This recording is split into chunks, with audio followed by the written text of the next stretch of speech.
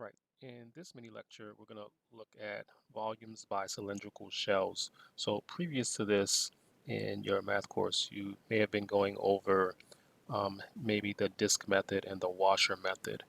Well, there's going to be, fortunately, a method that's a little bit easier for us to use, and this is the method of cylindrical shells, or the shell method. So first, let's start off with the formula that we should use.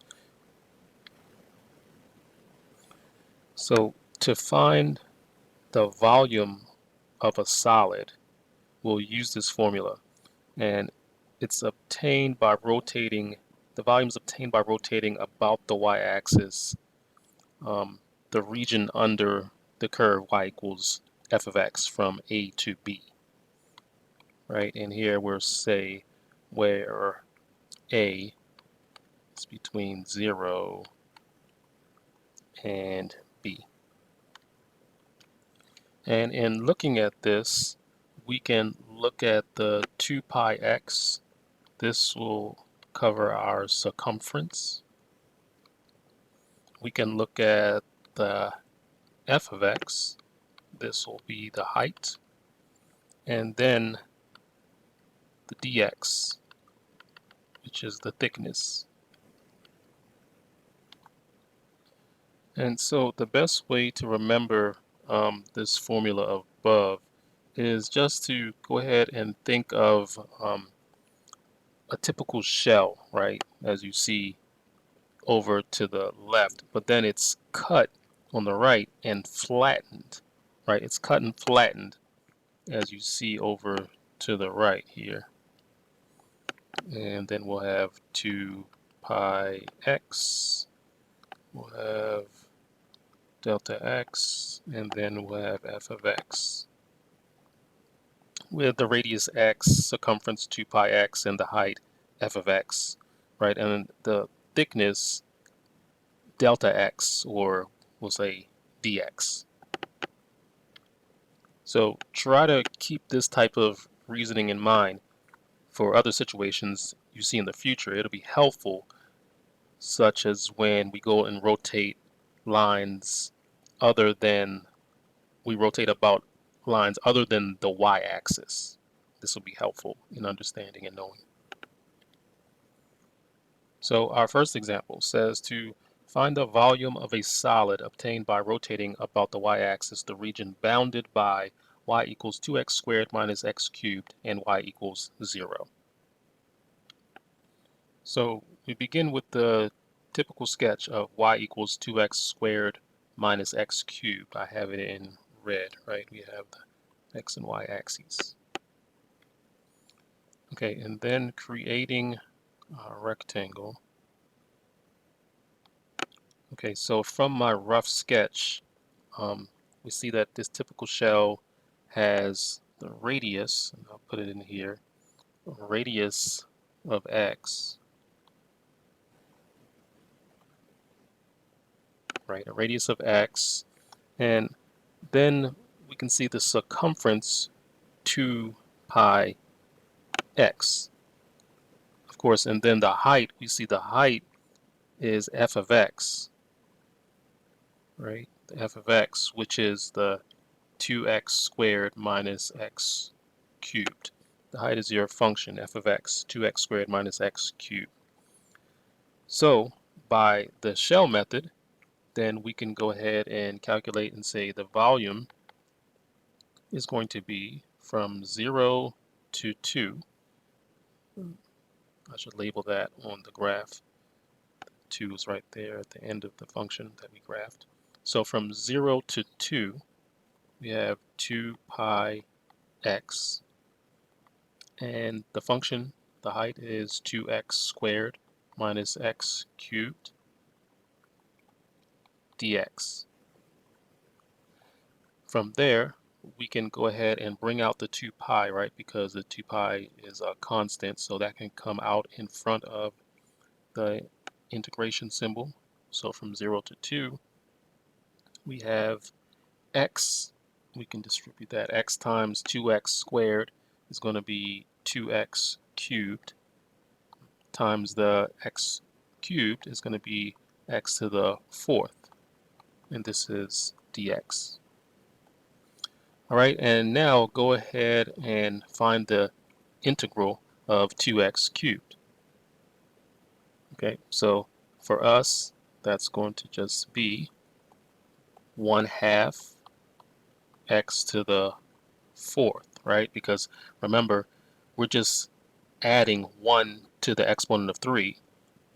According to the power rule for integration, add 1 to the exponent of 3, so that makes it x to the 4th, and then put that 4 underneath in the denominator also, so 2 over 4 gets us the 1/2. All right, and then we're going to do the same thing to the x to the 4th. Remember, just add 1 to the 4 to make it a 5, and then put the 5 in the denominator. Well, there's a 1 next to this x, so this is really 1/5. Or we could have just written x to the 5th over 5 if you wanted to. All right, and then we say it's going from 0 to 2. All right, and then go ahead and plug in your values. You'll have 8 minus, let's see, it's 32/5 it looks like. Right, so all I'm doing is plugging in 2 everywhere I see an x in here. What we could do is say minus and then plug in a 0 everywhere we see an x, but it looks like everything is just going to 0 out once you plug in that 0, so there's no need for me to write it over. And then doing this math, the 8 minus 32/5 times 2 pi will just get us 16/5 pi. So in our next example, we're told to find the volume of the solid obtained by rotating about the y-axis again, the region between y equals x and y equals x squared. So we have y equals x, that straight line y equals x, I'll label that, and y equals x squared is going to look like this. You know it to be a parabola, right, going through the origin, so I'll show this right hand side, y equals x squared. So it looks something like that, y equals x and y equals x squared, and between the it's rotating about the y-axis, the region between y equals x and y equals x squared. Okay, so here's our drawing. We have the rectangle, and then that helps to form our cylindrical shell. So we see that the shell has a radius of x, right? We see that has a radius of x and a circumference, of 2 pi x. And then here's the shell height, right? The shell height right there.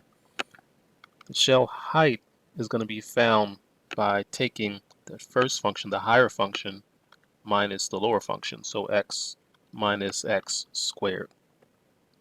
All right, so from that, then the volume is going to be, and this is going to be from 0 to 1. We have 2 pi x times the quantity of x minus x squared dx. All right, so let's take a look at something on the side. You may be thinking, okay, how did he get those limits of integration from 0 to 1? Well, if you graph this on your graphing calculator or Desmos.com or something, you'll see how both graphs start. Their points of intersection are at 0, 0 at the origin. And we can even also do this by hand, right? So if we have y equals x squared and y equals x, those are the two functions. So we just set them equal to each other. X squared is equal to x. And in setting those two equal to each other, we solve for x. So we have x squared minus x equals 0, right? It's a quadratic, but I notice that I can factor out an x. So x goes into x squared, x times, and it goes into negative x, negative 1 time.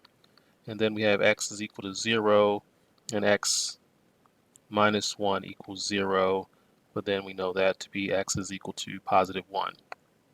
All right, so if you take 0 and plug it in to any of those two functions, you're going to get 0, 0, right? So that's your first point of intersection. We know that's the origin. If you plug in 1 back up here into any one of those for x, you're going to get 1, 1.